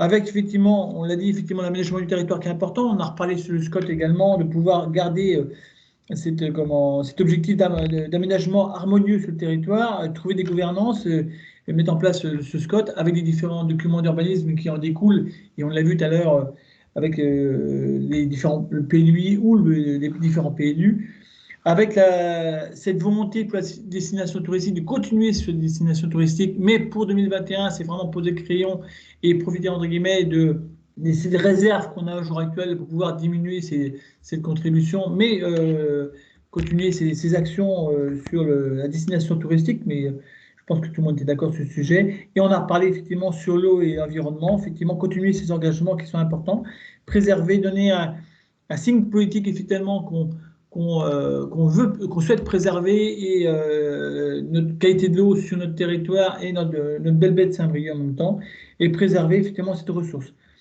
Tout cela en faisant face effectivement à ces évolutions de contractualisation avec la région Bretagne qui souhaite effectivement internaliser l'ingénierie au niveau des fonds régionaux. Et pour tout ça, en faisant face aussi à le renouvellement des nouveaux élus. Donc effectivement, il faudra faire de la pédagogie, il faut expliquer ce que porte le pays sur le territoire, et pour pouvoir mettre tout ça en place au niveau de notre territoire. Tout ça avec cette volonté qui est bien partagée entre Saint-Brieuc, Armor Agglomération et Lamballe-Terre-et-Mer, avec cette pertinence qui est comme l'espace de travail qui est judicieuse, hein, qui est importante, pour pouvoir être plus fort par rapport aux autres territoires et faire briller notre territoire. Pour cela, on verra tout à l'heure, on découlera effectivement la structure financière qui est posée. L'idée, c'est de pouvoir partir sur un budget 2021 qui est similaire au budget globalement à 2020, avec l'ensemble du personnel actuel, pour pouvoir porter ces actions. On a vu tout à l'heure que la destination touristique, effectivement, la contribution a baissé. Donc, si on regarde globalement une contribution similaire, donc ça veut dire que sur certaines actions, effectivement, on va solliciter les collectivités d'augmenter un petit peu la contribution. Au global, vous allez voir sur un budget, c'est un budget qui est similaire, qui est équilibré à 1 400 000 quelques mille euros, qui est en légère baisse, mais identique à 1 441 209 exactement. On en reparlera tout à l'heure. Et je permets de pouvoir échanger avant de passer au budget. C'est important. Est-ce que cette vision politique elle est partagée? Est-ce qu'il y a des demandes d'intervention sur le sujet pour l'année 2021? Je laisse la parole peut-être à Christine. Oui, tu as une intervention écrite d'Alain Jans. Ah, pardon. Alain, donc effectivement pour les masses d'eau, quelle coordination avec les planification de l'État, document stratégique de... Ah, j'arrive pas à lire tout. La directive CAV minima. Suite directive CAV. Donc on a peut-être demandé à Thierry Simélière. Thierry d'intervenir peut-être sur ce sujet-là. Ou Jean-Luc, ou comment il s'appelle Jean-Luc. Ouais. Jean-Luc, tu veux intervenir sur ce sujet? L'intervention, elle est simple, c'est que tout le travail qu'on peut faire territorialement sur les masses d'eau, on est en lien direct avec tous les services de l'État, avec tous les services de la région, avec tous les services du département, tous les gens qui s'occupent de politique de l'eau sur le secteur. Donc, il n'y a pas de souci.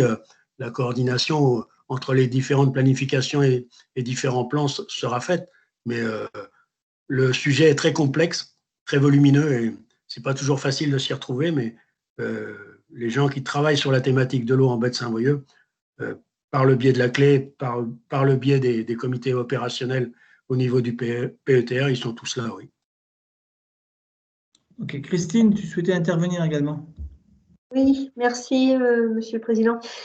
Oui, je souhaitais donc faire une petite intervention au nom de Saint-Brieuc Armor Agglomération. Donc, les élus de Saint-Brieuc Armor Agglomération, ce début de mandature, se posent des questions sur les stratégies à adopter, que ce soit sur le volet contractualisation, évidemment, ou les autres thématiques partagées au sein du pays. Et tout cela avec des échéances proches, comme on l'a vu, et un calendrier qui est contraint pour les prises de décision. Sur l'aspect plus particulièrement de la contractualisation, les évolutions de la politique de la région rebattent les cartes en souhaitant une contractualisation privilégiée avec les EPCI, et en internalisant l'ingénierie qui jusqu'à présent se situait pour partie au niveau du pays. Cette évolution qui se traduit par la diminution puis la suppression de la subvention de la région versée au pays et qui permettait le financement de ces postes, et cela entre 2021 et 2022, nous oblige tous à nous réinterroger sur notre fonctionnement. Et derrière les dossiers, et au-delà des dates butoirs de certaines conventions, je souhaiterais qu'on se rappelle qu'il y a de l'humain, des postes et des personnes très compétentes qui demandent aux élus de construire l'avenir de la contractualisation du territoire et bien sûr de connaître la place qu'ils occuperont dans cette nouvelle configuration. Pour les personnes qui sont en CDD, c'est quand même une grande partie de l'équipe, on peut parler d'urgence humaine. Alors Saint-Brieuc Armor Agglomération souhaite que 2021 soit une année de transition, comme cela a été dit, pour avoir le temps de préparer le volet contractualisation donc pour 2022 et avoir une consultation et un travail avec les autres EPCI du département. Je vais m'expliquer. En effet, notre volonté est de porter une ambition et un dynamisme pour l'ensemble de nos territoires sur des thématiques que nous partageons, au moins de façon majoritaire, pas toujours sur l'ensemble des EPCI. Alors, il y a bien sûr le tourisme, la maritimité avec tous ses aspects, les questions d'algues vertes, le sage, l'aménagement du territoire dans sa conception la plus large. Et dans cette approche, nous souhaitons ne rien nous interdire et surtout pas d'envisager un dialogue, une concertation, une collaboration avec d'autres territoires, ULTM et Saint-Brieuc Armor Agglomération. Et nous souhaitons que le nord de la Bretagne ait toute sa place et plus de poids au niveau régional, en fédérant nos actions et en continuant à associer le milieu professionnel qui est notre force. Donc, avec un petit peu d'anticipation, je peux vous dire que le DOB, tel qu'il va être présenté au niveau chiffrage, et dans son esprit, évidemment, nous convient car il intègre cette possibilité de transition et il nous laisse le temps nécessaire. Merci, Monsieur le Président. Est-ce qu'il y a d'autres demandes d'intervention? Dans le premier temps, je voyais Jean-Luc qui a levé la main. Oui, je partage ce que vient de dire Christine, mais je voulais simplement évoquer le fait que la région, dans le cadre de sa future conférence bretonne de l'eau, par exemple, pour les présidents de commission locale de l'eau, la représentativité est limitée à 10 sur 21 sages. Donc ça me fait penser que la région a toujours voulu faire en sorte que les sages soient, ou les territoires d'eau soient plus larges. Donc on veut encore voilà. Donc moi, ça me gêne tout ça parce que j'ai l'impression quand même qu'il y a des décisions descendantes là qui vont à l'encontre des souhaits du territoire. Et je rejoins ce qui vient d'être dit, que le territoire de la baie de Saint-Brieuc soit assez fort pour ne pas se laisser imposer des choses qui viennent d'ailleurs et qui ne sont pas bonnes pour les acteurs locaux. Est-ce qu'il y a d'autres demandes d'intervention?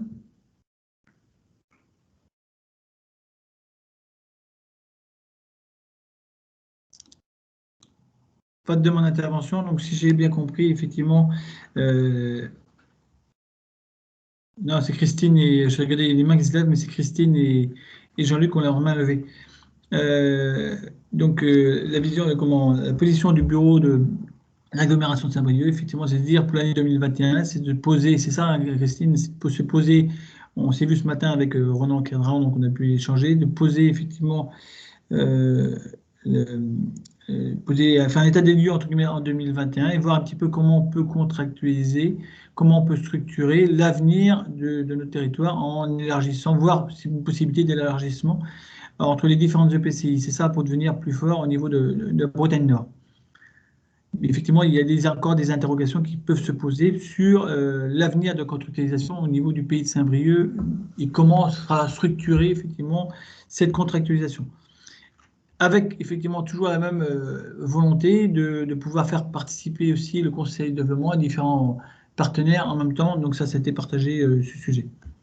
C'est ça, donc effectivement, il y a cette question qui est posée. Donc je l'ai entendue ce matin, donc on discutera au niveau du bureau de l'Ambalter-MR ce sujet aussi. On sera amené à pouvoir échanger entre les deux agglomérations et on en reparlera très prochainement sur le sujet. Tout ça en lien aussi avec la région Bretagne. J'ai eu Loïc Chéné-Girard, pas plus tard que ce midi, sur le sujet aussi, qui dit effectivement qu'il laisse les territoires s'organiser en conséquence. Et après, derrière, son idée, c'est de contractualiser effectivement directement avec les EPCI. Mais si les territoires le souhaitent, il peut aussi ajuster son d'organisation. Est-ce qu'il y a d'autres demandes d'intervention sur ce sujet? Pour 2021, donc effectivement, oui, si je reviens... Oui. Oui, si c'est possible. Christine, vas-y. Oui. Oui, juste un tout petit complément. Je parlais tout à l'heure des personnes en poste dans le pôle contractualisation. C'est vrai que pour ces personnes qui sont en CDD, c'était un moment délicat. Et je voulais les assurer que, je dirais, l'ensemble des élus feront le maximum pour traiter au mieux ces situations personnelles, je dirais, puisque nous avons tous intérêt à garder cette compétence pour la suite, pour nous aider à nous accompagner. Voilà, c'était simplement ça que je voulais rajouter. Merci Christine sur ce point, cette précision. Donc avec cette volonté politique, vous l'avez vu, effectivement, de pouvoir travailler sur ces 4 grandes compétences, monter le budget, vous proposer une structure par rapport à ça. Je vous ai donné les grandes lignes tout à l'heure, vous avez eu les documents en amont, donc je pense que vous avez pu les visualiser aussi, on vous a envoyé hier, et je vais laisser Patrick découler effectivement ce budget. C'est une proposition de budget pour 2021. Avec certainement pour les années à venir. Tu peux. Ah, merci. Donc oui, merci merci Président. Donc les solutions politiques, on voit effectivement qu'elles sont à construire. Il y a une volonté qui est affichée. Il y a différentes pistes qui font que 2021 est une année, on va dire, de transition. On a cette volonté, on a ces contraintes-là. Comment est-ce qu'on procède, sachant, pour être assez rapide, pour dire que dans la structure budgétaire, le pays de Saint-Brieuc, le PETR, sa structure budgétaire, elle est très simple. Vous le voyez, 56% de subventions extérieures, 40% de cotisations statutaires. Là, en gros, c'est ce qui va vous être proposé, mais d'année en année, on est à peu près là-dessus, ce qui veut dire qu'il n'y a ni fiscalité, ni DGF, ni autonomie possible, et donc nécessité d'aller rebattre, chercher les ressources à l'intérieur pour pouvoir que cette volonté politique qui a été affichée puisse s'exprimer. De la même façon, si on regarde les dépenses, elles sont effectivement relativement toujours les mêmes, 61% de charges de personnel et 35% de charges de fonctionnement, correspondant la plupart du temps aux actions au pays, puisque les études sont portées là-dessus, sauf pour notamment le SCOT et le SAGE, qui sont portés en section d'investissement. Et pour la destination touristique, on rencontre toujours aussi la même structure hyper simple et en même temps qui laisse peu d'autonomie, effectivement, par rapport aux décisions à prendre. Donc, quelles options financières? Je vais aller assez vite parce que vous allez retrouver tout ça, mais c'est de vous proposer un calibrage de projet tel que vous l'avez là, sur la contractualisation et le fonds européen, sur une étude déchets plastiques mythilicole. Alors à voir après comment on fait, si c'est si elle nécessite d'être étendue, une étude sur l'économie bleue aussi, 10 000 €. Avec une action proposée qui est la compensation, la diminution, la subvention ingénierie régionale. On augmenterait la cotisation contractualisation de 8 500 € et le FEAMP de 3 000 €.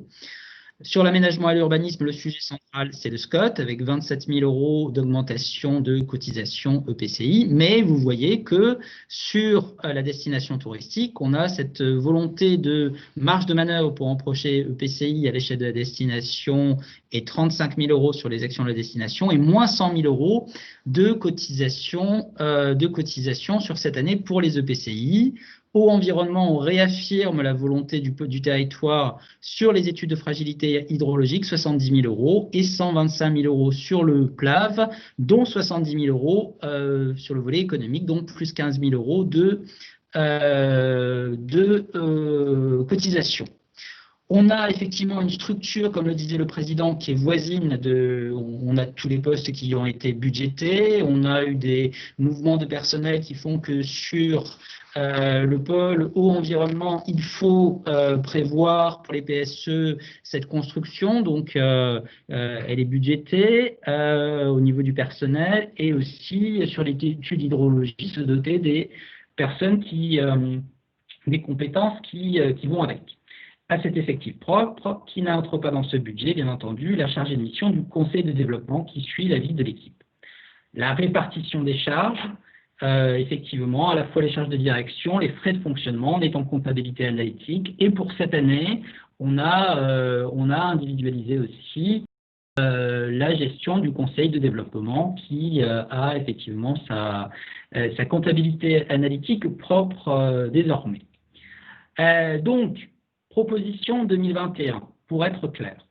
Elle se situe dans un historique où vous voyez le pays de Saint-Brieuc a toujours été sur une grande stabilité. On le voit au niveau de la contractualisation, par exemple, effectivement. Depuis 2016, ça n'a pas bougé. On propose d'augmenter effectivement la partie contractualisation, le SCOT. On propose également de descendre légèrement le stage, augmenter le plan de lutte algue verte, le FEAMP, leader est stable, et on fait descendre de 50% la destination touristique. Donc, on est sur un budget qui est quand même un budget intéressant, volontaire, mais en baissant globalement le coût pour les EPCI de la cotisation. On est entre 2,78 € par habitant pour l'agglo et 3,17 € pour l'embâtiment. Enfin, on est autour de 3 € à ramener toujours, par exemple, au SIG qui est à 2,68 € par habitant. C'est un élément de comparaison intéressant aussi. Voilà la proposition dans son contexte figurée en schéma. Je ne m'y étends pas. Je vous rappelle, dans mon rôle de directeur, donc dans mon rôle commercial pour le pôle d'équilibre, rappeler que les différentes contractualisations ont rapporté l'équivalent pour 1 € de cotisation au PCI au PETR, des EPCI au PETR. Il y a eu 20 € de retour vers le territoire. C'est important à garder en tête aussi sur le fonctionnement. La traduction en chiffres, je vais aller assez rapidement. Je ne vais pas rentrer dans les détails, si ce n'est de vous dire qu'on voit effectivement l'impact des 50 000 € sur les subventions extérieures qui apparaît ici, moins 5,60 € en recettes de fonctionnement, compensé par une augmentation de 9% des cotisations statutaires. Le reste sans grande modification. Les dépenses de fonctionnement, la masse salariale, on voit qu'il y a des efforts qui ont été faits, elle est en baisse, mais qui est liée effectivement au fait que, notamment sur le pôle ou environnement, les postes à venir ne soient pas impactés sur la totalité de l'année. Donc voilà. Les charges de fonctionnement 011 intègrent toutes les études qui ont été indiquées tout à l'heure, donc il y a des choses qui vont se faire. Et puis donc les charges financières 3 500 €, le PETA est une collectivité désendettée, la dette y est proche de 0, et l'amortissement des biens, bien entendu, puisque c'est nécessaire d'amortir, c'est une obligation et c'est de bonne gestion. Le budget est 1 468 419, c'est 1 441 209, donc une légère baisse de 1,85%. Oui. Oui, donc le budget, effectivement, est en légère baisse de 1,85%, mais avec effectivement la structure du point de vue des postes qu'on a évoqués et la structure aussi des études telles qu'on l'a évoqué. En investissement, je ne reviens pas beaucoup dessus non plus. L'essentiel se trouve dans les subventions, le FCTVA en recettes et en dépenses sur les immobilisations incorporelles liées au SCOT, et puis quelques immobilisations corporelles liées à la reprise, en définitive le renouvellement informatique, sachant que les amortissements permettent d'avoir, au dernier CA, malgré tout, d'avoir été positif et d'avoir un peu de marge de manœuvre. Mais attention, ces amortissements servent aussi à financer le SCOT en cours. Donc, voilà. Sur la destination, maintenant, on a reporté ce qu'on a dit, c'est-à-dire cotisation.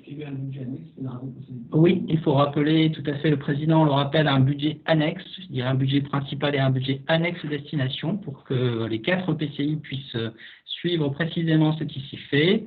180 000 euros en recettes de fonctionnement, donc avec des cotisations au PCI à 100 000 euros, et puis des charges de personnel, voilà, qui sont dans les cures de l'an dernier.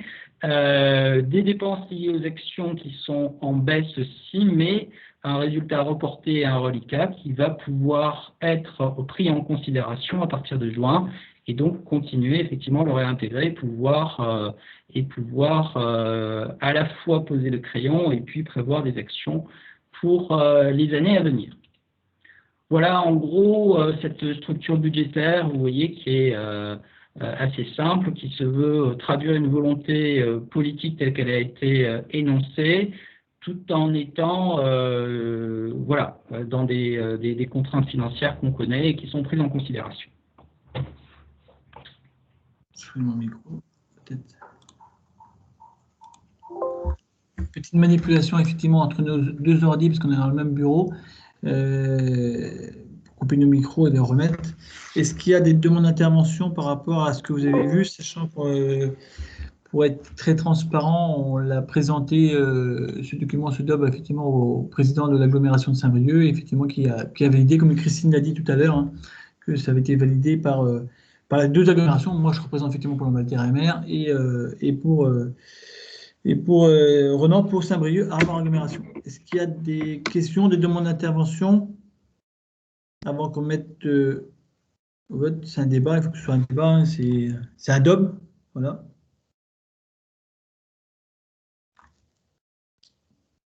Pas d'intervention?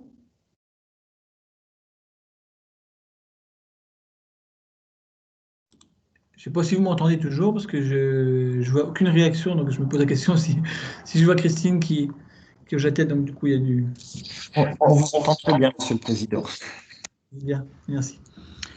Donc s'il n'y a pas de demande d'intervention, je vais vous proposer de valider effectivement ce DOB, qui découlera effectivement, le budget découlera après par la suite, avec effectivement pour l'année 2021, on se retrouve dans l'année transitoire, et après, donc, effectivement, pour 2022, on se posera la question, effectivement, comment on organise cette contractualisation pour l'ensemble du territoire avec les fonds européens et des fonds régionaux. Donc, il y aura du travail à faire également en 2021, ce sujet. Je vois une main qui se fait. Thierry, par excuse. C'est juste une question, Monsieur le Président, en termes réglementaires. On n'approuve pas le DOB, on approuve le fait qu'on en a pris connaissance, il me semble. C'est ça, c'est exactement ça. Excuse-moi. Il me semble, hein. C'est ça, c'est ça. On en prend connaissance, c'est ça. C'est bon, pas de remarques? Ok, merci. Le micro. Point suivant, un point financier. Je ne sais pas si c'est Patrick qui le présente ou moi, effectivement, c'est sur. Je peux laisser Patrick le présenter. Donc, effectivement, on a une ligne de trésorerie qu'on tire tous les ans et on a sollicité 4 établissements bancaires, mais je vais laisser peut-être Patrick le présenter. BCME, Caisse d'épargne, la Banque Postale et Crédit Agricole. Donc, on a une ligne de trésorerie qui va entre 300 ou 500 000 euros, mais je crois que c'était sollicité à 500 000 euros sur 12 mois. Et il y avait une. Oui, Président, donc en fait, nous avons donc sollicité quatre établissements bancaires, comme vous l'indiquez, comme tu l'indiquais. Nous avons 2 réponses. D'un côté, la Banque Postale, mais qui ne monte pas à 500 000 euros. Le montant est à 300 000 euros sur une durée d'1 an avec un taux d'intérêt à 0,930 et puis une commission d'engagement. Et, le crédit agricole pour un montant de 500 000 euros pour une durée d'1 an, lui qui est indexé sur un TI 3e Euribor moyenné avec une marge de 0,80. Donc, on est sur des offres qui sont sensiblement comparables en réalité, mais il est proposé d'aller plus vers la proposition du Crédit Agricole qui va jusqu'à 500 000 euros, sachant qu'effectivement, la trésorerie du PETR, surtout en début d'année, quand les budgets des EPCI ne sont pas votés, est au ras des pâquerettes, donc on est obligé de tirer dessus. Vous dire malgré tout qu'on essaie de gérer au plus près, puisque le coût 2020 en intérêt s'élève à ce jour à 359,06 €. Ça va, on n'a pas trop, et qu'on fait attention aussi de prendre une offre où les frais de non-utilisation, c'est-à-dire le fait de ne pas tirer sur la ligne de trésorerie, soit à zéro. Ce qui est le cas de l'offre du Crédit Agricole. Donc voilà, en gros, le coût de la trésorerie est moindre que si effectivement on avait des frais de non-utilisation. Voilà.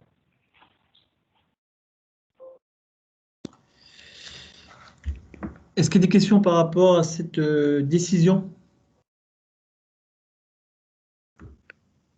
Pas de questions?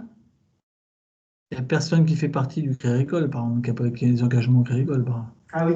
Faites attention, effectivement, s'il y a des personnes qui sont liées avec le Crédit Agricole, effectivement, il faut peut-être vous abstenir dans les cas-là par rapport à avoir un conflit d'intérêt, effectivement. Il faut faire très attention à ça. Non? Personne n'est concerné? Est-ce qu'il y a des... Ah, Rodrigue, il y avait une question. Il a levé la main. Rodrigue. Ah, Aline Le Godec est salariée. Ah bon, d'accord. Ah bah, on a bien fait d'en parler, effectivement. J'ai pas lu. Aline Le Godec indique... D'accord. Donc Aline, effectivement, le Godec, effectivement, il s'abstient parce que les salariés de... Vous voyez, l'intérêt, effectivement, de pouvoir poser la question et de le redire, effectivement. Et Jean-Luc Couélan, il dit que c'est mon cas également. Donc, il ne doit pas être salarié, mais par contre, il doit être administrateur du Crédit Agricole. Donc, du coup, il va s'abstenir également. OK, merci de compléter en même temps. C'est important de le faire et d'être très transparent par rapport à ça. Oui, il n'y a pas de vote contre autrement. Je vois 2 abstentions, effectivement, pour des raisons, donc pour une personne de raison professionnelle et pour une raison d'engagement en tant qu'administrateur, effectivement, Crédit Agricole, je pense. Pour Jean-Luc. Pas de vote contre autrement. Il y a une main qui se lève, mais je ne sais pas qui c'est. Je regarde, il y a une main qui se lève. C'est Aline Le Godec, mais je ne sais pas si elle a laissé. Non, oui, d'accord. Non, c'est une main, d'accord. OK. Voilà pour. Donc, si je n'ai pas vu de vote contre, je n'ai pas vu d'abstention. Donc, je vous remercie. Et j'en ai épuisé l'ordre du jour. On n'a pas de questions diverses. Voilà, donc voilà. Donc là, je vais vous proposer de clôturer ce comité syndical en visioconférence. Ah, il y a une main qui se lève. Il y a Jean-Luc qui lève la main. Jean-Luc. Oui, je m'excuse.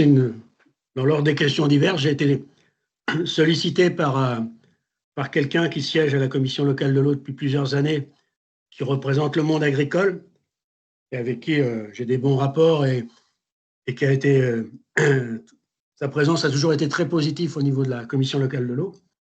Il s'étonnait, après avoir vu l'émission sur la 5, la Bretagne, une terre sacrifiée, de ne pas avoir de réaction politique sur notre territoire. Le président de la région s'est exprimé là-dessus, parce qu'il semblerait, moi je n'ai pas regardé, mais il semblerait que la baie de Saint-Brieuc ait été encore prise pour cible et que dans le reportage, il n'y avait aucun acteur impliqué dans la démarche qui était sollicité.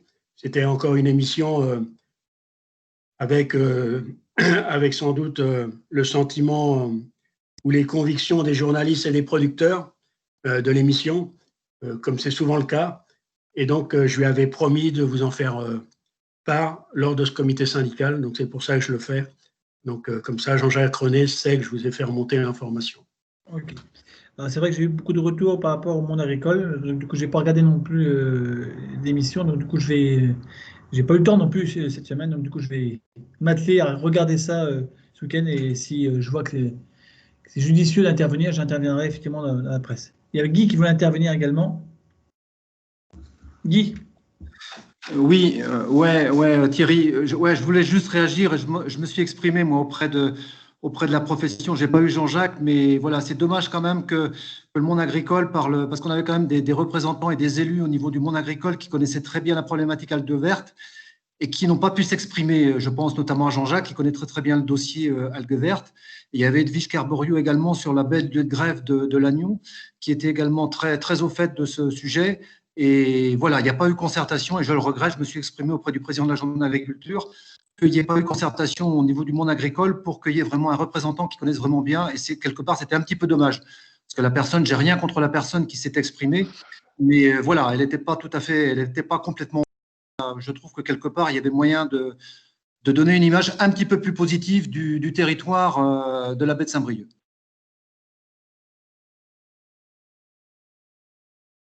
Au micro, pardon. Oui, j'ai vu effectivement, je vois Nathalie qui dit que la baie de Saint-Brieuc a été effectivement exposée. Il y a Yves effectivement qui dit que l'émission est à charge et non objective. Une émission à charge, dommage, de Jean-Michel Lebret. Et effectivement, il y a M. Rouxel aussi qui dit merci Jean-Luc pour cette prise de parole, mais je vais regarder ça de très près et on sera amené à intervenir. Il y a peut-être une main levée. Non, je ne sais pas si c'est. Ouais, c'est encore moi, simplement à tous les participants que pour cette émission, le PETR de Saint-Brieuc et le SAGE de Saint-Brieuc, donc les acteurs résidents et techniciens, n'ont pas été du tout contactés dans le cadre de cette émission. Donc, on le sapait, donc on pouvait pas, voilà, on n'a pas participé, on n'a pas été invité, on n'a pas, voilà. D'accord. C'est ça, Jean-Luc. On n'a pas été conviés, on n'a pas été interpellés non plus. D'accord. Et il y a Paul Chauvin, il dit effectivement merci pour la clarté de vos exposés. Bonne fin de journée. Merci aussi.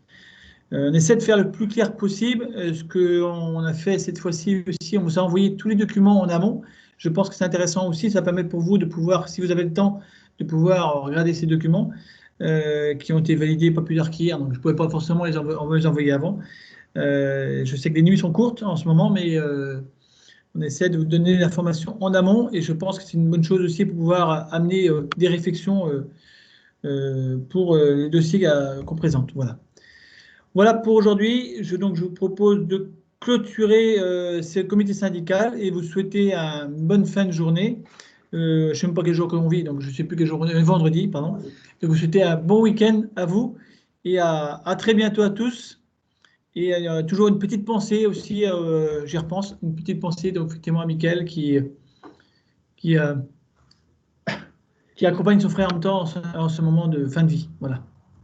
Donc on vous tient informé si on a des nouvelles de cette situation. Si quelqu'un d'entre vous a des nouvelles, n'hésitez pas à nous communiquer en même temps. Merci à vous. Bonne fin de journée, bon week-end. Il est 1h, on avait fait 1h59, moins de 2 heures, c'est bien. Bonne fin de journée à vous.